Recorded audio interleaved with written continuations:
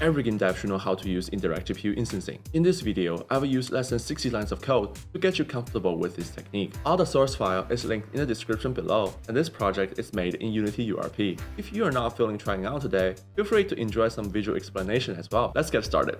We might already know indirect instancing is drawing a thing many times. But what exactly happened under the hood? By ChatGPT's definition, GPU instancing is a mechanism that draws multiple instances of a mesh in a single shader invocation. So we know it's some sort of shader that is doing the heavy lifting behind the scenes. So what exactly that shader different from the normal one? Here is the simplest URP a lit shader template. It consists of mainly three sections: the vertex input struct, interpolator, and pixel shader.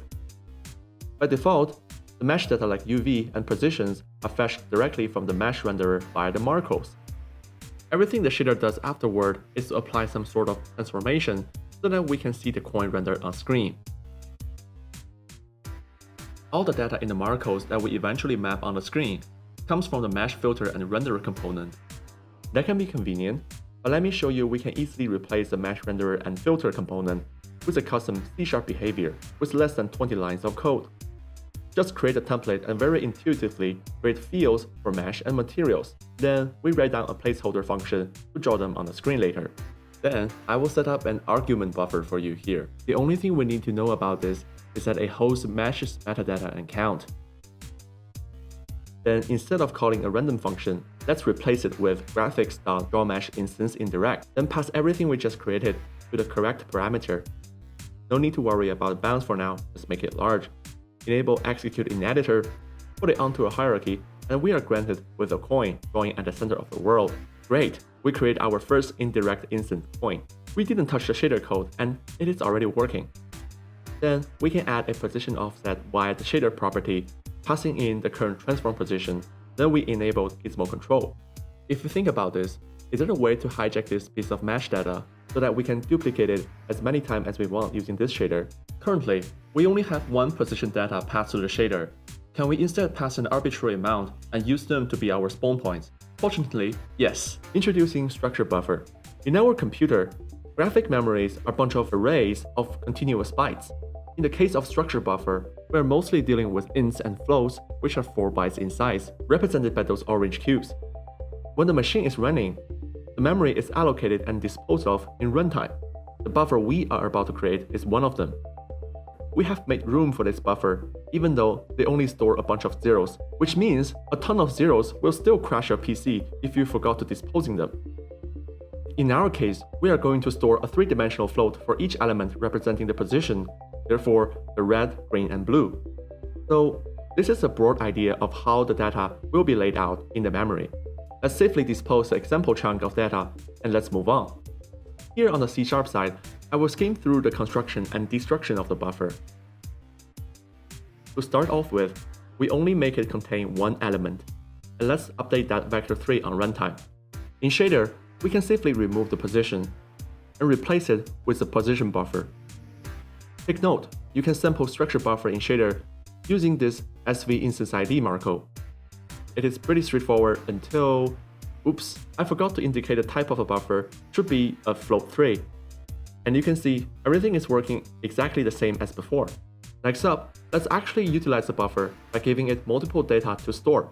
Here, I will have a very unoptimized function that creates a 10x10 vector 3 array on runtime.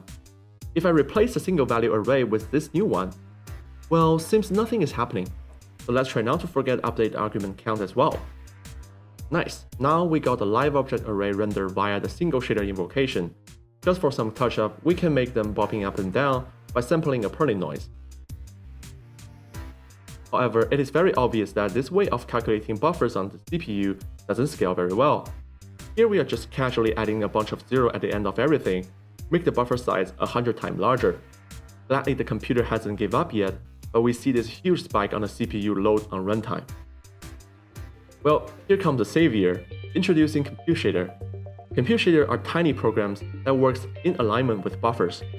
In our case, for each compute buffer element, there will be exactly one compute shader kernel handling it, making the ratio 1:1, and they are represented by the gray box wrapping around the buffer. The gray box, which is the compute kernel, contains all the magic that we need to transform the data from our compute buffer. We'll be showcasing a hello world version of a compute shader program using a distance mask gradient to push the buffer up and down, not physically but the value it holds. Well, if you figure out a way to go inside my PC, you will behold this exact scenery right now. You have to take my word for this one.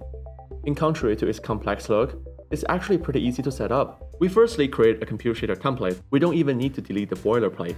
We'll be adding some property that is useful, such as dimension and count. Then we define a function block, and you can treat everything that happened inside this as what happened in the nested for loop. The code is very alike. We don't have access to the math library anymore, so I decided to copy the Perlinoise function from the URP official site. And this bracket sitting right here specifies the dimension of the block. Some tasks are just built to be handled in linear format, but some other effects take advantage of the spatial relationship between the blocks. The compute shader setup is now complete. Do we need to do implementation on the C# side? Yes, but not much. Firstly, we open up a field, following up by binding the compute buffer with the shader and the correct kernel index of 1, as 0 is taken by the default function. Then, we pass the property just like what we do for normal shaders. Set count to 10,000 for control, and then we can safely delete the code that is regarding to the CPU array generation. And lastly, dispatch the kernel correctly with respect to the count, block size, and correct index. Then we should get the exact same visual result, and you can see the performance difference right here. It's around 70 times faster, and my PC doesn't even feel there are 10,000 coins getting rendered. So great, by far, we only write around 60 lines of novel code to set up all the foundation that you need to carry on the journey of indirect instancing.